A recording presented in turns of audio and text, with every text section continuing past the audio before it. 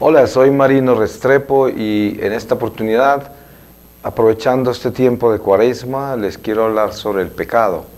Y para comenzar, voy a pedirle al Señor que nos lleve a su palabra donde Él quiera y confiando en que su Espíritu Santo nos iluminará. Y les voy a leer a ustedes de la Epístola a los Gálatas, en el capítulo 3, versículo 8. Prueba bíblica. La Escritura, previendo que Dios justificaría a los gentiles por la fe, anunció con antelación a Abraham esta buena nueva: en ti serán bendecidas todas las naciones. Así pues, los que creen son bendecidos con Abraham el creyente, porque todos los que viven de las obras de la ley incurren en maldición. Pues dice la Escritura: maldito todo el que no se mantenga en la práctica de todos los preceptos escritos en el libro de la ley. Y que la ley no justifica a nadie ante Dios es cosa evidente, pues el justo vivirá por la fe. Pero la ley no procede de la fe, antes bien quien practique sus preceptos vivirá por ellos. Cristo nos rescató de la maldición de la ley, haciéndose Él mismo maldición por nosotros. Pues dice la Escritura: maldito el que cuelga de un madero. Y esto para que la bendición de Abraham llegara a los gentiles en Cristo Jesús, y por la fe recibiéramos el espíritu de la promesa. Hermanos, voy a explicarme al modo humano, aún entre los hombres. Nadie anula ni añade nada a un testamento hecho en regla. Pues bien, las promesas fueron hechas a Abraham y a su descendencia. Nos dice: y a los descendientes, como si fueran muchos, sino a uno solo, a tu descendencia, es decir, a Cristo. Y digo yo, un testamento ya hecho por Dios en debida forma no puede ser anulado por la ley, que llega 430 años más tarde, de tal modo que la promesa quede anulada. Pues si la herencia dependiera de la ley, ya no procedería la promesa, y sin embargo Dios otorgó a Abraham su favor en forma de promesa. Palabra de Dios. Pues nosotros tenemos una idea a través de nuestra experiencia católica. Obviamente que pueden haber personas que no son católicas que nos están viendo. Sin embargo, pues la ley de Dios se aplica para toda criatura humana. La experiencia que tenemos nosotros por la catequesis que hemos recibido en nuestra Iglesia Católica nos enseña que estamos entre el pecado y la gracia. Y el pecado, pues, es una violación de la ley de Dios. San Pablo explica con claridad aquí, en esta palabra que acabo de leer, sobre la ley. Y también habla sobre la fe. Y nos muestra cómo la ley se dio 430 años, creo, después de que Dios le hiciera la promesa a Abraham. O sea, en la promesa está establecido toda la peregrinación del pueblo de Dios hasta la encarnación de Jesús. Eso quiere decir que cuando la ley llegó, ya primero existía la promesa. Y esa promesa se da y está cimentada en la fe de Abraham, porque Abraham fue el primero que creyó. Por eso se llama el padre de la fe. Y todo el que ha leído con cuidado la historia sagrada y se ha recorrido desde el Génesis, nuestra historia en la Biblia, sabe la historia de Abraham y todo lo que él vivió y la forma en que Dios lo probó y cómo él pasó todas esas pruebas y se convirtió en eso, en ese padre de la fe. Entonces, romper la ley, o sea, pecar, no quiere decir que nosotros somos esclavos de esa ley, porque a nosotros ya nos liberó el Señor Jesús de esa ley y pagó con su propia sangre en la cruz para que nosotros ya no tuviésemos la esclavitud del pecado, o sea, para que no fuésemos más esclavos a Satanás.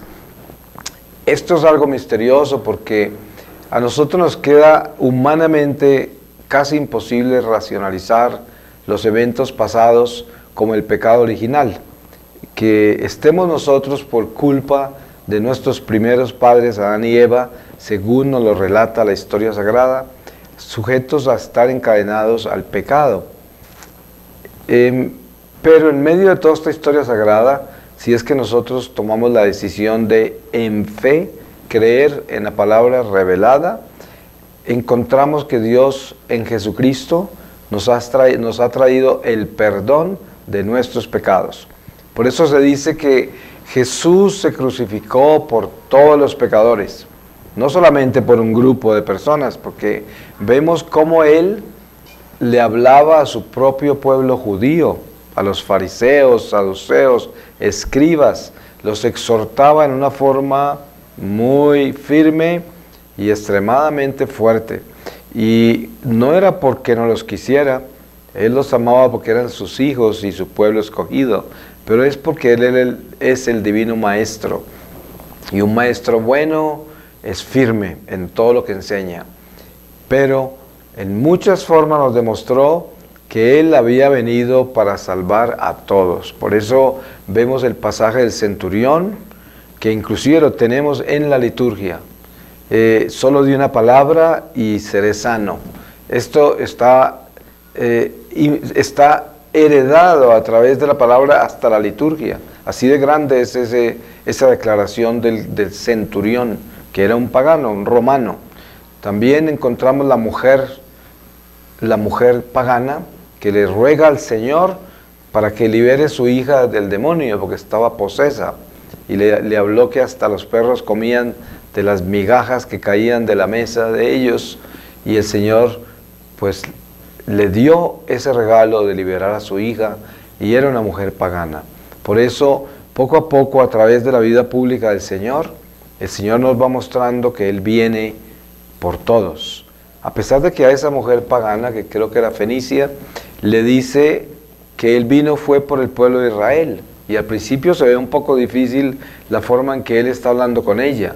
Pero al mismo tiempo, el Señor siempre está actuando como el divino maestro. Y nos damos cuenta que esta mujer consiguió la misericordia de Dios por su fe. Porque la forma en que le respondió cuando le habló de los perritos que comían de las migajas, eso tocó el corazón del Señor en una forma trascendental y le concedió esa sanación, esa liberación de su hija. ¿Cuál es la respuesta de este pasaje? Él vino por todos. Entonces, el pecado no es algo que es exclusivo de perdonar solo al pueblo de Dios, a los escogidos. No, Dios perdona al que se arrepiente. Todo el que se arrepiente es perdonado. Hay personas que viven en el mundo sin conocer a Dios, porque nadie les ha hablado de Dios, porque crecieron en una cultura sin Dios, culturas paganas, culturas de quién sabe qué creencias, y unas culturas sin Dios, como tanta gente que ha crecido en esos países comunistas, como lo era la antigua Unión Soviética, Cuba, Corea del Norte, China, y mucha gente de esa no conoce a Dios, no sabe nada de Dios, son seres netamente racionales, terrenales, carne, no tienen ningún sentido del espíritu. Sin embargo, dentro de esas personas también existe algo que es el don que Dios le da a toda criatura que Él crea, y es que todo ser humano en su corazón distingue entre el bien y el mal. Y por eso una persona así que no conoce a Dios puede sentir el dolor de algo malo que haya hecho y se puede arrepentir. Y ese arrepentimiento sincero ante el divino juez quiere decir te perdono, porque un arrepentimiento sincero, un corazón contrito y humillado, Dios no lo desprecia. Entonces, ¿el pecado de qué está hecho? Pues el pecado está hecho de toda la maldad que hay innata en nosotros por causa del pecado original. De eso está hecho el pecado. Está hecho de la concupiscencia que llevamos en nuestra carne. Se habla de la concupiscencia de los ojos también. ¿Y esa concupiscencia qué es? Esa concupiscencia, que la Iglesia la describe con ese término, es esa mancha que tenemos. Esa mancha que tenemos. Nosotros no somos malos, pero estamos manchados por un pecado que es el pecado original. En el bautismo, como nos lo enseña nuestra catequesis en la Iglesia Católica, nos enseña que el bautismo es un exorcismo de el pecado, del espíritu del mal, del pecado original, de la caída del hombre. Es un exorcismo, es la liberación que nos trae Jesucristo, y a través de su Santo Espíritu que recibimos en ese bautismo, quedamos desencadenados, liberados. Es algo extraordinario. Si nosotros pudiésemos contemplar ese misterio, meditar profundamente en él y darnos cuenta del regalo que hemos recibido, quedaríamos en éxtasis, quedaríamos elevados en el gozo, en la alegría más enorme de sentirnos salvados. Pero al mismo tiempo tenemos que acordarnos de esto. El pecado original, que es una mancha, al ser bautizados nos libera del poder que tiene Satanás, o que tenía Satanás sobre nosotros, que fue liberado con la muerte y resurrección de nuestro Señor Jesucristo. Pero mientras tengamos este cuerpo mortal, mientras estemos habitando esta carne, vamos a estar sufriendo las tendencias que hay en esta carne al pecado. Eso no quiere decir que estamos malditos, como decía la palabra que leí de San Pablo, sino que quiere decir que estamos influenciados, tenemos una tendencia, que San Pablo también lo explica en otra parte, cuando dice: en mí hay algo que me inclina a pecar. Aunque no soy yo, ese algo que hay en mí me lleva a hacer el mal que no quiero hacer. Y el bien que yo quiero hacer no lo hago. Por eso no podemos olvidarnos que a pesar del bautismo, hay en nosotros una tendencia que nos lleva a pecar. Por esto, cuando Jesús resucita y le aparece a los apóstoles, una de las primeras cosas que él hace es soplarles el Espíritu Santo para que entiendan lo que les va a decir. Y les dice, id, y a quienes perdonéis los pecados, le quedan perdonados, y a quienes se los retengáis, le quedan retenidos. Esto es trascendental, porque ¿por qué Jesús hizo eso de primeras en su resurrección? Porque él sabía quiénes éramos nosotros. Sabía que ya al resucitar había traído la liberación de nuestras almas y nos había desencadenado del demonio. Pero ahora seguía el camino, la peregrinación, el destierro de cada uno de nosotros, y en medio de este caminar, de este peregrinar, vamos a enfrentarnos con la tentación. Vamos a enfrentarnos con nuestra debilidad, nuestra vulnerabilidad, nuestra mortalidad, todas esas tendencias malas que tenemos innatas por culpa del pecado original, que aunque hemos sido desatados, queda en nuestra carne, porque nuestra carne es mortal e imperfecta. Por lo tanto, no asume esa liberación en plenitud que recibimos en el bautismo, y va a tender a caer en estas cosas malas. Por lo que dice, si explica San Pablo, de ese mal que hay en mí, que no soy yo, pero me inclina a pecar. Entonces, es como tratar de ignorar que en nosotros existe esa tendencia. Es como pretender que le podemos quitar las rayas al tigre. No, somos así, estamos rayados, pero eso no quiere decir que somos malos. Por eso tenemos que tener eso muy claro. No somos malos, pero hay algo en nosotros que nos inclina a hacer el mal que no queremos hacer. Entonces, el pecado viene de todo esto que estoy hablando. Así es como el pecado habita en nosotros. Por lo tanto, para nosotros como católicos es una bendición muy grande tener ese sacramento que Jesús instituyó, inmediatamente resucitó. Ese poder que le dio a los apóstoles, o sea, a los sacerdotes.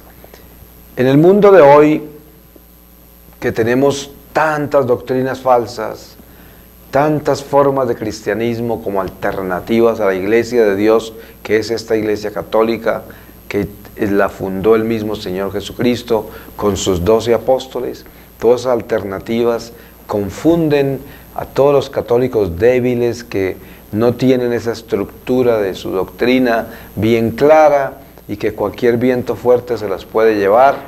Y las confusiones que les traen es de que nosotros no necesitamos ir a confesar nuestros pecados con otro hombre, cuando en realidad al negar lo que Jesús hizo al resucitar, pues están cometiendo es una herejía, porque están ignorando el sacramento de la reconciliación instituido por el mismo Jesucristo.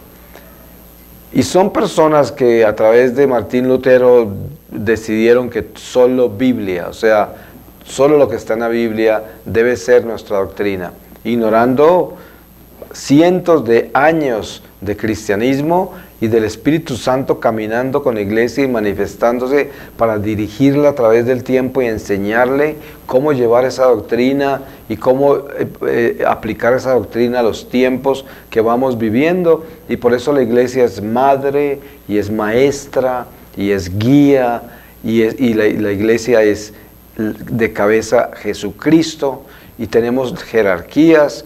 Y todo esto es parte de la obediencia que le debemos a Jesús por intermedio de la iglesia que Él instituyó, que es parte de esa reconciliación que necesitamos hacer por la rebeldía del pecado. Para nosotros poder superar la rebeldía del pecado, tenemos que entrar en la obediencia. Porque ¿cómo se supera el pecado? Por medio de la obediencia. ¿Y qué es la obediencia? Pues la obediencia comienza con el arrepentimiento.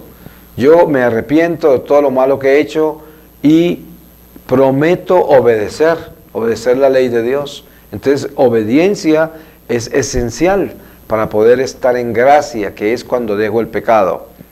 Para poder estar en gracia tengo que entrar en la iglesia y el orden de la iglesia, que es el orden sacerdotal, el orden sacramental. Y para entrar en paz con Dios, me toca entrar con el sacerdote, humillarme, arrodillarme, confesar mis pecados, pedirle a Dios por medio de su Espíritu Santo que me dé dolor del pecado, para que esa confesión sea real. Además de que cuando yo me arrodillo a confesarme, yo tengo que renunciar a ese pecado y asegurarme que lo detesto, que no quiero ese pecado en mi vida, que no lo quiero cometer nunca más, que prefiero morir que pecar otra vez, con esa intensidad, con esa radicalidad, con esa seriedad y firmeza. De lo contrario, esa confesión no vale nada. Por eso, en nuestra vida común, en las relaciones humanas, entre esposo y esposa, padres e hijos, entre amigos, cuando cometemos un error contra otro y le pedimos perdón, esa persona ofendida, al recibir ese perdón, al recibir esa súplica que se le hace de perdonar, pues si la persona que está pidiendo perdón ha hecho un acto contrito de verdad y siente el dolor del mal que hizo y está arrepentida y nunca más va a volver a hacer eso contra esa persona y lo tiene definido en su corazón, el otro lo siente que es sincera esa súplica de perdón. Pero cuando la persona no es sincera, cuando es superficial ese sentimiento y solamente es conveniente pedir perdón y disculparse, pues no hay esa reconciliación, porque la otra persona siente que ahí no hay amor, que eso no es real. Y lo mismo sucede entre nosotros y Dios. Dios nos ama incondicionalmente, pero Dios es justo y la justicia de Dios es perfecta. Por eso, si nosotros nos arrodillamos a confesarnos y no hemos hecho un acto de contrición perfecto, en el cual renunciamos completamente a ese pecado, con todas las fuerzas de nuestro corazón, de nuestra alma, de nuestra mente, con todo nuestro ser, entonces ese pecado va a quedar en muy mal estado todavía ante Dios. No vamos a tener la plenitud de esa gracia que necesitamos porque no somos sinceros, porque no tenemos la intención de dejar ese pecado. ¿Cuántos católicos viven en los sacramentos como si fuera un deporte, ¿no? Caigo y me levanto, caigo y me levanto, y si caigo, pues ya me voy a levantar, ya más adelante me confieso, y así viven. Esa no es la realidad sacramental, porque nosotros no podemos confundir la religiosidad con la espiritualidad. La espiritualidad es el Espíritu Santo en nosotros, que es el amor de Dios en nosotros, la plenitud de la conciencia del pecado en nosotros, y eso nos da espíritu en nuestra vida y nos espiritualiza, por lo tanto tendremos espiritualidad. pero una persona religiosa, que solo es religiosa, como lo eran los fariseos, por ejemplo, es una persona rezandera, una persona tradicionalista, hace todo lo que la iglesia manda, pero no tiene amor, nunca tiene un acto de contrición perfecta, no ha decidido dejar esos pecados determinantemente, radicalmente, y por lo tanto pues es un hipócrita. De eso hay mucho en la iglesia de hoy, desafortunadamente, y de siempre. Entonces, al pensar bien cómo podemos describir el pecado, pues nos damos cuenta nosotros que el pecado es la desobediencia. Eso es, uno desobedece, está pecando, todo el desobediente peca. Entonces, la llamada que la iglesia nos hace, y especialmente en este tiempo de Cuaresma, seguramente muchas personas más adelante irán a ver esta grabación en tiempos ordinarios, pero sin embargo, sin importar la estación litúrgica en que estamos, este tema es permanente, porque es como dice la palabra, todo pasará, pero mis palabras no pasarán. Y toda esta catequesis del pecado, de la gracia, es de todos los días, es permanente. Pero especialmente en esta estación de Cuaresma en la que yo les hablo, pues es el llamado que la iglesia nos hace a la conversión, al arrepentimiento, a la renovación, para que nosotros hagamos un acto de conciencia profundo y nos demos cuenta en qué estado nos encontramos.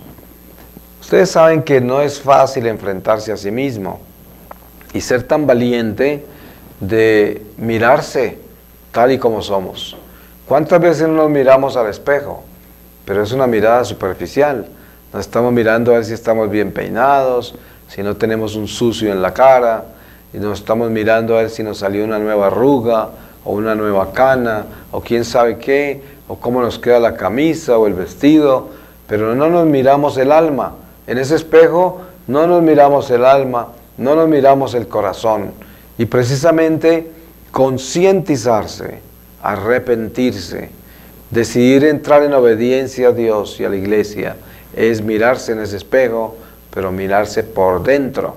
Eso es lo que tenemos que hacer, mirarnos por dentro.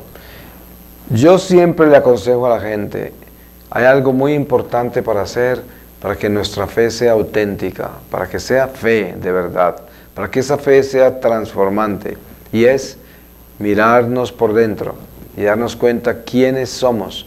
Usted de nada se gana pensar que usted está con Dios porque usted está ejercitando lo que la ley manda.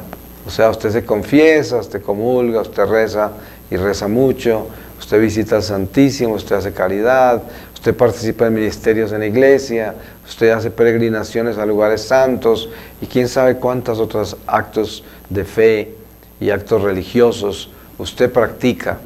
Pero si todo eso que usted hace no está combinado con una concientización de lo que es usted como persona, de lo que hay en su corazón, y si todo eso que usted está haciendo no lo está convirtiendo en una mejor persona cada día, no le está transformando su corazón, entonces su religión es vana, no sirve para nada, es vacía, por tan grande que sea, no importa. El llamado a reconocer el pecado es el llamado a abrir los ojos interiores. Esos ojos interiores se abren por gracia, pero es que cuando tenemos la intención de hacer eso, Dios se derrama en bendiciones y en gracia, porque un pecador arrepentido es la fiesta del cielo. El Señor corre, acude a rescatar a un pecador arrepentido. Un corazón contrito y humillado, Dios no lo desprecia. Por eso entendamos que estamos en este momento expuestos a una oportunidad muy grande para todos los que me van a ver en la Cuaresma, seguramente en otra Cuaresma también y en el tiempo ordinario, pero en esta estación especial tenemos una gracia extraordinaria que recibimos en la iglesia, y es que la liturgia nos lleva por estaciones, y estando en estación litúrgica de Cuaresma, estamos en un caminar, un peregrinar con la iglesia, con el Espíritu Santo, y el Espíritu Santo se encarga de derramar bendiciones extraordinarias a aquellos que acuden a vivir estas enseñanzas de la iglesia por intermedio de la liturgia. La liturgia es divina, se llama divina liturgia, porque es el Espíritu Santo quien lleva la batuta de esa liturgia. Ha sido inspirada por Dios, viene desde la cabeza que es Jesucristo y es orientada directamente en todo momento por el Espíritu Santo. Por lo tanto, el rey de esa liturgia de Cuaresma es el Santo Espíritu de Dios y nos lleva a nosotros de la mano para que si nosotros acudimos a las gracias de esta liturgia, recibamos esa bendición de Cuaresma, que es extraordinaria para que nos dé memoria de pecado, una concientización profunda, un dolor del pecado, un arrepentimiento sincero.